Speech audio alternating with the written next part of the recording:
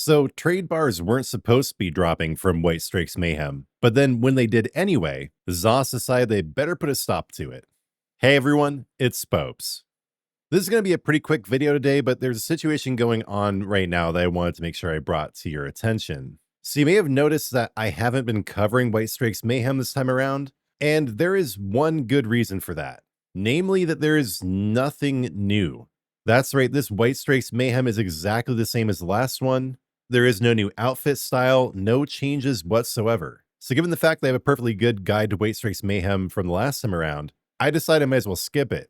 But that was before I started hearing reports of something quite odd.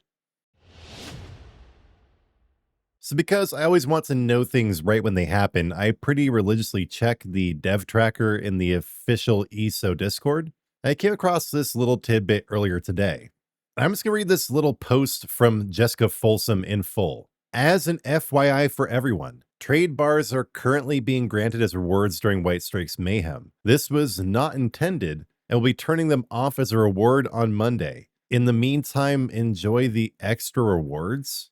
I mean, I don't even have to say it. That is just an absurdly bad look. Okay, fine, I'll say it. That's an absurdly bad look, and here is exactly why. First of all, the studio is so out of control right now, they couldn't even properly turn off the rewards they wanted to turn off. Even though you weren't supposed to get trade bars from Whitestrakes, which, by the way, if you didn't already know, this always gave event tickets before. It was kind of a crazy grind to get them, but you could always get them from this event. So they decided to take that away. Event tickets have transformed into trade bars. This all happened earlier in the year. So because the event gave event tickets before, it should give trade bars now, but no. No, they decided not to, and I guess the reasoning is that the event is happening more frequently now. It really doesn't make any sense. But then instead of just letting it ride, like what's it going to hurt people to get a little bit of extra trade bars? They decided to cover up their incredibly incompetent mistake by getting rid of this extra reward that really wouldn't have hurt anybody to just keep in place. So some of these comments are pretty gold, like here from Terente. Nothing screams premier PvP event with boosted rewards, quite like announcing that one of the boosted rewards is unintended. The ZOS finally creates a reason to participate and immediately schedules the fix. Enjoy your brief, unauthorized outbreak of generosity. Ugh. And they're of course riffing off this line here. ESO's premier PvP event returns, granting bolstered rewards for Tamriel's warriors. I mean, what bolstered rewards? It doesn't have anything new. Continue with the comments. From React, we have, seriously, the removal was a slap in the face to begin with, but after noticing a failure to enact that removal, the team finds it prudent that these are removed before the event can even run its course. And then Apo Alaya very accurately points out the event ends on Wednesday, so why even bother turning the trade bars off?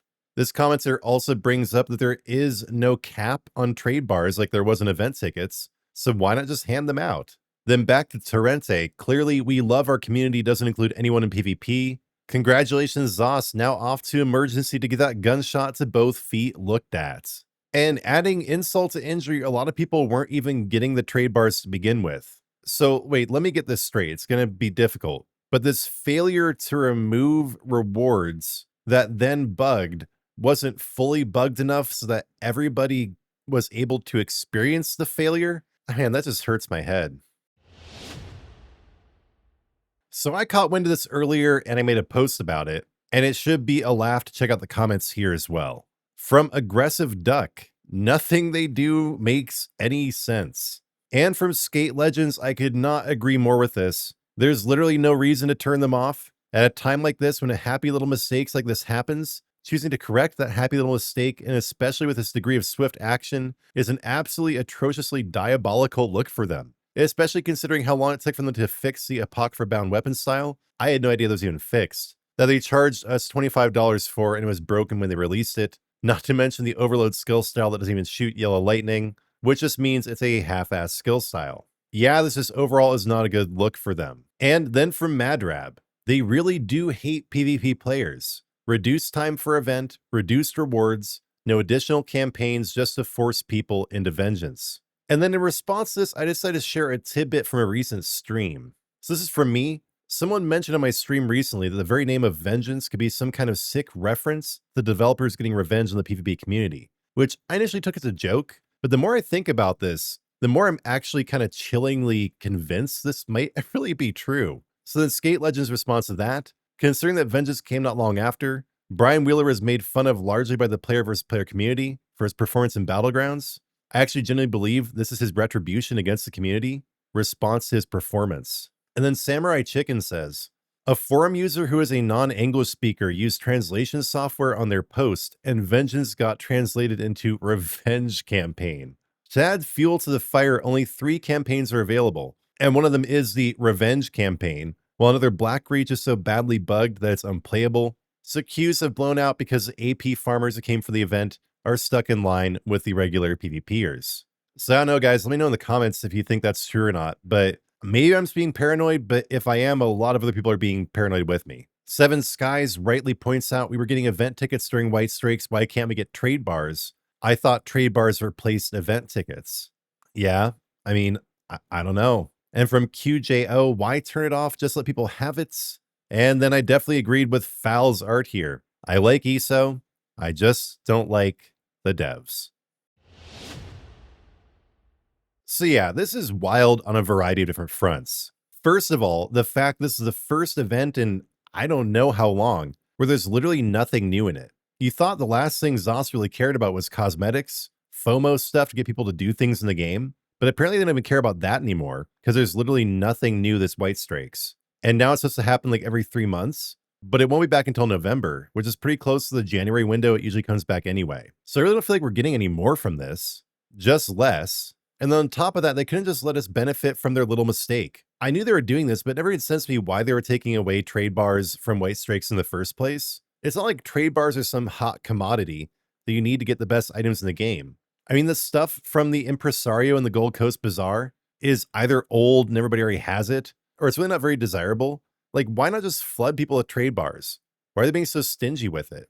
But then again, just analyzing this, it's just so crazy. So first of all, they failed to even enact that stingy change. And then when they realized they failed to enact their stinginess, they doubled down on the stinginess like immediately, the day the event launched. It takes weeks to get a new roadmap. It takes forever to get anything important in the game. But when they are accidentally generous, ZOS acts instantly to fix their generosity.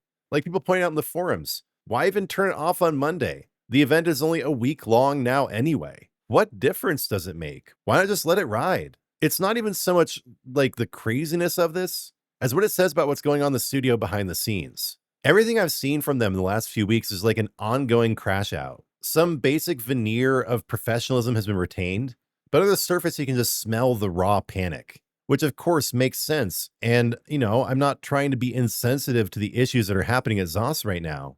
I'm just trying to be honest. Everything seems like it's falling apart in the studio. Like just the lack of self-awareness of the studio as a whole to not step back for a minute and be like, hey, should we really take away trade bars 2 days before the event is over anyway? Why not just let them have them? The fact that thought never went through anybody's head or it was never really brought to leadership just shows what a disjointed mess the organization at the studio is right now. The fact that nobody thought, hey, that's a bad look, that's bad optics, let's just let them have it. Things are bad right now in the game, why not just give them this tiny little W? The fact that nobody thought that or it just never got to leadership is just wild. And, you know, the whole reason I decided to make this video, which probably a lot of you won't like and will make you mad and unsubscribe, but you know, I'm just trying to be real here, was this message from my buddy Lavendiel, who was commenting on the situation and then said, I feel like ZOS got an assignment to make bad decisions so that more people will buy TES 6. To which I responded, it certainly seems less and less like authentic incompetence. And that is genuinely how I'm starting to feel here. Like, call me a crazy conspiracy theorist, call me whatever. But I'm really starting to feel like the name of vengeance is not just some innocent mistake. I'm really starting to feel like ZOS is not messing up due to genuine incompetence. I don't know what's going on, whether it's actual sabotage, whether certain developers just hate the community or hate the game and they're just trying to destroy it on purpose, whether they got a memorandum from the higher ups saying it's time for ESO to die.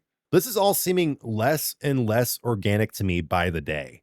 Like, this is not just shooting yourself in the foot on accident. This is like that Family Guy episode where Stewie and Brian shoot themselves in the foot on purpose to get out of the military. This is starting to read like some kind of excuse. Like what I used to tell my mom to explain why I was out all night when I was like 15. Just some absurd, convoluted story nobody in their right minds would believe. to cover up something far more sinister. Is ESO really declining on its own merits, or is it slowly being poisoned to death? We may never know, but I am definitely noticing and asking questions. So in the comments, let us know what you think about all this. Both the situation itself, the whole trade bars fiasco, and the potential meta context behind it. Why is ZOS scoring so many own goals right now? Why are they stumbling into so many self-owns? Is it really just incompetence or, losing half their staff? Or is there some kind of grand conspiracy, bigger picture going on here? I really don't know. I'm just asking questions, so I really do want to start a discussion about this, get an idea of what you all think. But yeah, let us know if you're pissed about the trade bars being taken away from Whitestrakes. What do you think about Whitestrakes not having anything new to get in it? And just general vent your frustrations, share your thoughts of what's going on with ESO right now, which I am more and more feeling is veering toward full Destiny 2 dumpster fire mode. It's not something I like to see. I love ESO, but like that commenter said, well, I'll change it a little bit. I'm not going to say I don't like the devs, but I'm going to say basically my catchphrase at this point, which is, again, no matter how much we may love the game, which I do, people get the wrong impression about this. I think I'm just some kind of hater, but I do love ESO. But again, I just don't feel like the development team loves it as much as its players. And I don't know what we can do about it at this point. But if you guys have any ideas, leave them in the comments. And before you go, please do like, hype, and subscribe. Please do subscribe to counteract all the haters who are leaving en masse. I don't regret telling the truth as I see it, but I could definitely use your help to continue my growth. And as always, I would really appreciate it personally if you became a member, picked up some of my merch, or left a donation. So yeah, I am so grateful to y'all for supporting the channel, but I am even more grateful to God. So we're going to finish up like we always do, with a prayer to my Lord and Savior, Jesus Christ. Lord Christ, thank you for the ESO community. Please do be with the whole community and bless them with patience and perseverance and strength in this time. Please, Lord, somehow empower the love the community has for the game to counteract the hate that is coming from other directions, to save the game we love so much. And Lord, I do thank you for my community here on YouTube. I ask you to bless them as well, and I ask you to bless my channel. Lord Christ, I give you all glory for this video and for my channel. Lord, in your mercy, hear our prayer. So thank you so much for watching until the end. Again, please do like, hype, and subscribe. And when you do subscribe, turn on notifications, because I'll be back soon with new content.